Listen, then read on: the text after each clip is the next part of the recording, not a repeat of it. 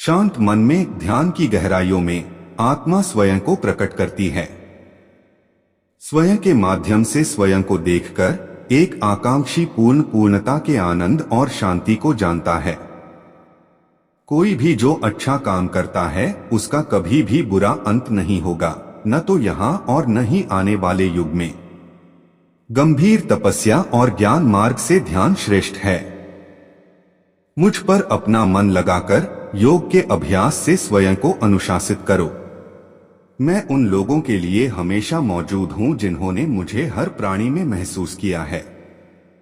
व्यक्ति जो चाहे बन सकता है यदि वह विश्वास के साथ इच्छित वस्तु पर लगातार चिंतन करे।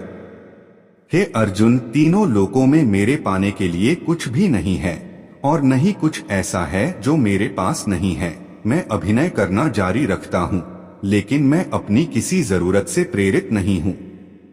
कर्म मुझ पर इसलिए नहीं टिकते क्योंकि मैं उनके परिणामों से जुड़ा नहीं हूँ। जो लोग इसे समझते हैं और इसका अभ्यास करते हैं वे स्वतंत्रता में रहते हैं। ज्ञान की भेंट किसी भी भौतिक भेंट से बेहतर है क्योंकि सब कामों का लक्ष्य आत्मिक बुद्धि है। जैसे आग की गर्मी लकड़ी को राख कर देती है, वैसे ही ज्ञान की आग सभी कर्मों को भस्म कर देती है।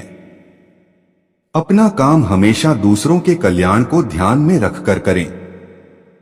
भगवद गीता भारतीय सांस्कृतिक धाराओं का अमूल्य रत्न है जिसने जीवन के महत्वपूर्ण सिद्धांतों को सुलझा दिया है। गीता का संदेश सरल और व्यावहारिक है।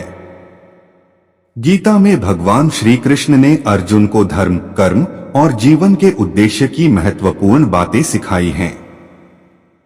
गीता में धर्म या कर्म को बिना फल की इच्छा के करना, निष्काम कर्म को बढ़ावा दिया गया है। इससे व्यक्ति को आत्मसमर्पण का एहसास होता है और उसे सच्चे स्वार्थरहित कर्म का अनुभव होता है। गीता में जीवन को समर्थन, उत्कृष्टता की दिशा में परिभाषित किया गया है, जिससे व्यक्ति अपनी क्षमताओं को सही दिशा में प्रवृत्ति कर सकता है। गीता ने जीवन के अनगिनत पहलुओं पर प्रकाश डाला है, जैसे कि ध्यान, उदारता और ईश्वर के प्रति श्रद्धा।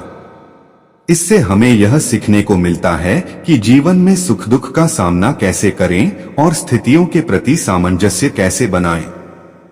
गीता का संदेश है कि व्यक्ति अपने कर्तव्यों का निर्विकार रूप से पालन करे और समस्त मानवता में मातृभाव की भावना बनाए रखे।